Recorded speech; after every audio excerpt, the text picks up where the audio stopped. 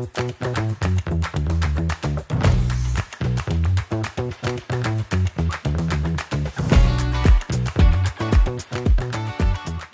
vous propose d'accueillir notre prochain intervenant avec ces enjeux nombreux. Hein, il va vous les exposer et vous expliquer tout, notamment réglementaire, beaucoup réglementaire, nouveaux enjeux réglementaires liés aux droits fondamentaux et nouvelles COP. Pour en parler, on accueille sur scène Anthony Ratier, responsable droits humains et éthique, Pacte mondial Réseau France, qu'on peut applaudir, s'il vous plaît. Je vous en prie. Ça, c'est pour vous. Bienvenue.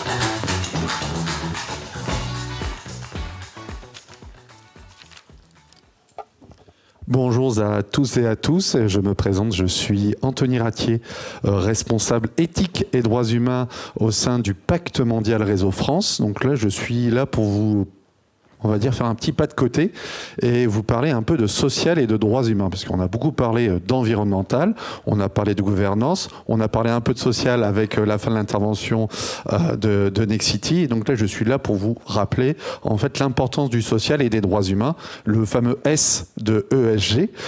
C'est Nathalie Layani, la directrice développement durable de la Caisse des dépôts et présidente du Forum de l'investissement responsable, qui dit: on ne travaille pas assez sur le S de ESG. Et donc ma mission, c'est aussi un de mes rôles, c'est de porter ces questions sociales et droits humains, car tout est holistique. Vous avez le pins qui a sur ma veste, c'est celui des objectifs du développement durable. Et c'est quoi les ODD? C'est une manière de rappeler que tout est lié, que ce soit le social, l'environnemental, la gouvernance. Donc il faut avoir cette vision holistique. Et donc, je vais vous faire un focus sur les droits humains, les nouvelles réglementations qui vont arriver, le lien avec le reporting du Pacte mondial, c'est-à-dire notre communication sur le progrès. Et donc voilà. Alors, je vous rappelle, nous, le Pacte mondial, on existe depuis plus de 20 ans. On a été lancé par Kofi Annan. Et le génie de Kofi Annan, ça avait été de faire 10 principes de comportement pour les entreprises. Certains et certaines intervenants sont issus d'entreprises qui sont adhérentes au Pacte mondial. Et donc, 10 principes, vous voyez, sur les droits de l'homme, sur les normes du travail, sur l'environnement et la lutte contre la corruption. On peut relier à la gouvernance. Et donc, nous, on va dire, nos points de contact sont très souvent les directeurs ou les directrices du développement durable, mais je suis aussi très heureux de voir dans nos groupes de travail de plus en plus de directeurs des ressources humaines, notamment sur la partie normes du travail, 10 directeurs éthiques sur la question de lutte contre la corruption, mais aussi sur les questions de droits humains avec la loi sur le devoir de vigilance. Donc je suis, voilà, on s'adresse également à l'ensemble de l'écosystème dans l'entreprise. Alors, un petit mot sur le Pacte mondial des Nations Unies aujourd'hui. Dans le monde, c'est plus de 17 000 entreprises, plus de 4 000 organisations à but non lucratif, 100 millions de salariés au sein des participants, 70 réseaux locaux. Nous, on est le réseau français, on est le principal réseau en termes d'entreprise, mais on n'est pas les seuls, on a 70 réseaux. Et donc, on a des réseaux en Amérique latine, au Vietnam, au Japon, en Chine, et puis en Allemagne, en Espagne, en Angleterre, aux Pays-Bas, et avec lesquels, ces réseaux européens avec lesquels nous discutons, nous échangeons beaucoup sur la réglementation européenne sur laquelle je vais revenir. En France, on est environ 1900, 60% de PME, donc je précise, on n'est pas qu'un truc de grande entreprise, on est aussi là dans les PME, avec des PME présentes dans les territoires. Nous avons d'ailleurs dans ces territoires 22 entreprises ambassadrices, et donc environ, vous voyez, on représente grosso modo 42% du PIB français, et on a quasiment tout le CAC 40 et quasiment tout le SBF 120. Alors, à partir de 2023, je parlais du reporting du Pacte mondial pour les entreprises adhérentes. On sera un peu moins sur les questions, on va dire, sur du narratif, on sera sur la question de l'impact. Et je sais que au Leader, au Hub Institute, on aime bien la question de l'impact. Et donc, les éléments de la nouvelle COP, c'est une lettre digitalisée du dirigeant, car c'est toujours le dirigeant qui s'engage à adhérer au Pacte mondial et qui renouvelle chaque année cette adhésion. Un questionnaire standardisé d'environ 50 questions sur les 10 principes et sur les objectifs de développement durable. Donc, la période de soumission, c'est du 1er mars au 30 juin, 15 juillet pour cette année. Et donc, si une entreprise n'a pas remis sa COP, elle est non communicante. Et d'ici la fin de l'année, si elle ne le remet pas, elle est exclue on va dire, de l'initiative. Alors, le contexte. Pourquoi on a fait cette nouvelle COP? C'est qu'on s'est rendu compte que le monde évolue. il y a des réglementations, notamment la réglementation européenne avec le Green Deal qui arrive.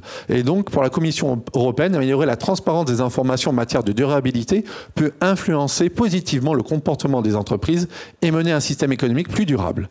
Donc, pour les acteurs des marchés qui ont besoin d'informations pour améliorer l'évaluation des risques, publication d'informations, la transparence, on est à l'ère de la transparence, des informations qui peuvent être utilisées par les ONG. Tous les jours, les ONG interpellent les entreprises, suivies de réseaux sociaux. Enfin, les entreprises elles-mêmes peuvent tirer profit de la publication d'informations en matière de durabilité, gestion des risques et des opportunités. Voilà, on parlait tout à l'heure de gestion des risques et accès au financement et réputation. Alors la vue d'ensemble, je vais vous faire vraiment, c'est à la louche. J'ai choisi donc 3 propositions du Green Deal. Donc la taxonomie, il n'y a pas que la taxonomie, c'est pas que du green. Il y a la CSRD, donc pour améliorer la transparence des informations sociales et environnementales des entreprises et les rendre plus comparables. La CSRD, donc il y a du social, et la CS3D. Alors peut-être que vous ne connaissez pas ce nom barbare, mais en gros c'est la loi sur le devoir de vigilance, mais au niveau européen. Donc voilà, à peu près se focus sur ces 3 et donc qui est sur prévenir les graves atteintes aux droits fondamentaux et environnementaux sur la chaîne d'approvisionnement et dans les opérations des entreprises. Donc la taxonomie, rapidement, donc c'est l'objectif, c'est identifier les activités durables afin d'apporter de la clarté aux entreprises et aux investisseurs pour mieux orienter les investissements. Une activité qualifiée de durable si elle est éligible et alignée à la taxonomie. Et donc vous voyez, c'est très green, atténuation du changement climatique, adaptation au changement du climatique, l'eau, l'économie circulaire, la prévention et contrôle de la pollution et la protection ou restauration de la biodiversité. Actuellement, près de 100 activités économiques sont éligibles à la taxonomie. Elles sont regroupées en 3 catégories: activités directement contributrices, activités habilitantes, activités transitoires. Donc la règle de la taxonomie, c'est une activité éligible est alignée avec la taxonomie si elle respecte simultanément 3 conditions. Contribuer substantiellement à l'atteinte d'un des 6 objectifs, ne pas porter préjudice, notamment sur les objectifs environnementaux, et surtout respecter des garanties minimales. Donc les garanties sociales minimales. Donc vous voyez, il y a aussi du social dans la taxonomie. Ce n'est pas que du green. Donc voilà. Donc je voulais insister là-dessus. Et cette question des garanties sociales minimales, on peut le retrouver dans une des questions de notre communication sur le progrès.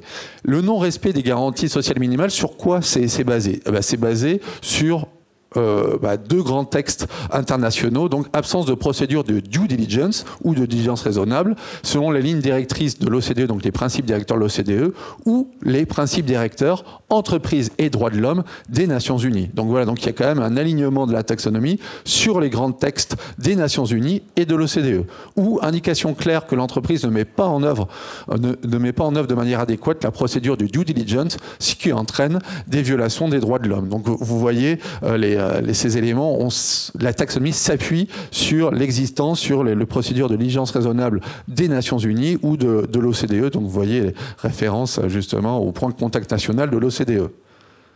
Donc l'obligation de reporting, donc j'y reviendrai pas, je vais essayer de rappeler, d'avancer dans le temps, il me reste 2 minutes. Donc, qu'est-ce qu'une activité durable? Donc vous voyez sur ce tableau, garantie sociale minimale, respectée, pas respectée. Sur la CSRD, donc la CSRD, donc l'objectif c'est améliorer la transparence des informations sociales. Donc à terme, c'est 49 000 entreprises. Et donc les informations attendues, vous voyez, modèle commercial, vous voyez les descriptions des politiques d'entreprise en question de durabilité, et aussi un focus sur tout ce qui est social. L'EFRAG a publié en décembre 2022 des standards, donc des standards, la partie sociale, donc c'est pas dans les salles, liés aux salariés, donc tout ce qui est qualité de vie au travail, à la chaîne de valeur, mais aussi aux parties prenantes. Pourquoi je dis ça? Parce qu'en ce moment, on entend beaucoup parler de colonialisme vert. L'exemple, c'est l'exemple en Norvège, où des énergies renouvelables, donc des éoliennes, sont implantées au pays, dans le pays Sami. Et ce qui arrive extrêmement souvent, c'est qu'on implante des projets d'énergie renouvelable dans des zones de population, ce qu'on appelle des populations autochtones. Donc on se retrouve un peu avec un dilemme entre le social ou les droits humains contre l'environnemental, et donc ça peut aussi générer du contentieux. Donc je vais avancer sur la CS3D, donc le devoir de vigilance européen. Donc c'est encore en débat. Le Parlement européen devrait voter on va dire une position sur la directive à peu près au 1er juin. Donc voilà, donc il y a eu un accord qui a été réalisé, et donc ils rentreront en trilogue donc pour la fin de l'année avec le Conseil européen, le Conseil de l'Union européenne, et avec la Commission européenne. Donc ça sera quelque chose de gros. On parle de plus de 13 000 entreprises qui seraient concernées. Et donc cette directive a changé beaucoup de choses. Le seul enjeu, c'est de savoir quand est-ce que ça va être voté. On va changer de Parlement, et nous avons à venir 2 présidences du Conseil extrêmement intéressantes, celle espagnole et celle belge, qui vont pousser pour avoir, on va dire, une directive ambitieuse en matière de devoir de vigilance. Donc voilà, donc n'oubliez pas on va dire dans tout ce qui est réglementation à venir, le social, et notamment cette directive sur le devoir de vigilance. Et donc voilà, et donc vous avez dû en entendre parler parce qu'on a fêté ce triste anniversaire du Rana Plaza il y a 10 ans. Je vous remercie.